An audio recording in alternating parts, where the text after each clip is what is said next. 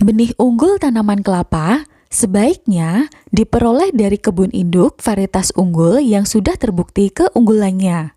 Namun, membangun kebun induk tanaman kelapa tidaklah mudah.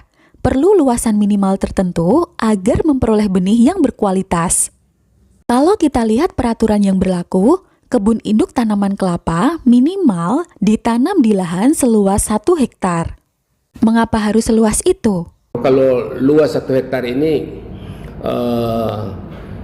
saya syaratkan seperti itu. Pertama, terkait nanti dengan jumlah pohon kelapa kopior yang akan ditanam, karena sebenarnya makin luas peluang untuk dapat produksi bibitnya nanti makin banyak. Kemudian kedua, kalaupun terjadi kontaminasi di bagian tengah itu kecil kemungkinan akan kontaminasi, jadi lebih banyak di bagian baris pinggir. Bisa saja kita tanam katakan hanya setengah hektar atau apa, tetapi peluang terjadi kontaminasi akan makin besar, apalagi kalau tidak pakai barrier atau jaraknya dekat dari kelapa normal punya masyarakat. Jadi di situ saja, karena walaupun dia genja menyerbuk sendiri, tetap ada peluang saat lebah, terbanyak lebah yang itu serangga datang sesudah menghisap polen atau madu dari kelapa yang normal, dia bisa hinggap di situ. Tapi kalau minimal 1 hektar atau lebih luas, paling tidak kelapa kopior di bagian tengah akan lebih selamat daripada yang di pinggir. Saya kerja di balai tahun 1984, langsung saya baru beberapa bulan ditugaskan sebagai kepala kebun untuk kelapa hibrida seluas 100 hektar. Waktu itu kita pakai barrier. Itu kan kelapa genja ibunya yang akan disilangkan dengan kelapa dalam. Waktu itu kita pakai barrier sampai 12 pohon kelapa dalam yang jantannya itu.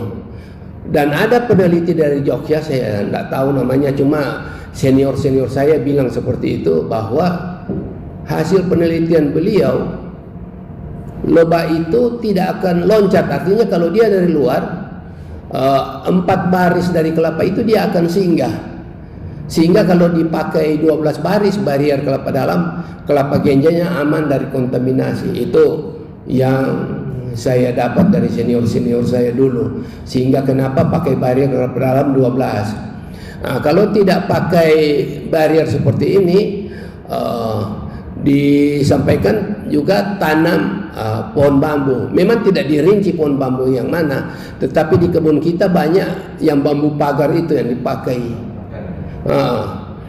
Saya tidak tahu apakah pohon bambu itu takut dilewati sama lebah terbang atau gimana. Pasti itu ada kaitan kalau itu.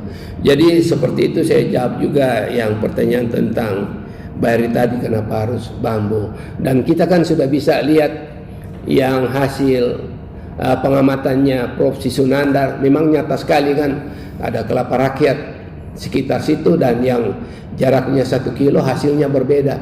Dan itu bukan hanya dari Prof. Sisunandar, dari teman saya peneliti senior Dr. Linda Rilo, orang Filipina juga begitu keterangannya. Jadi kita harus isolasi.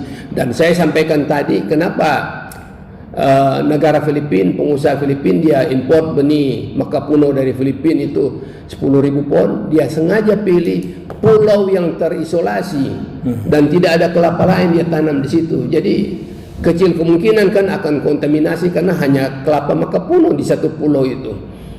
Seperti itu. Karena kelapa ini memang yang kelapa dalam menyerbuk silang, yang genja walaupun menyerbuk sendiri tetap terbuka peluang terjadi kontaminasi.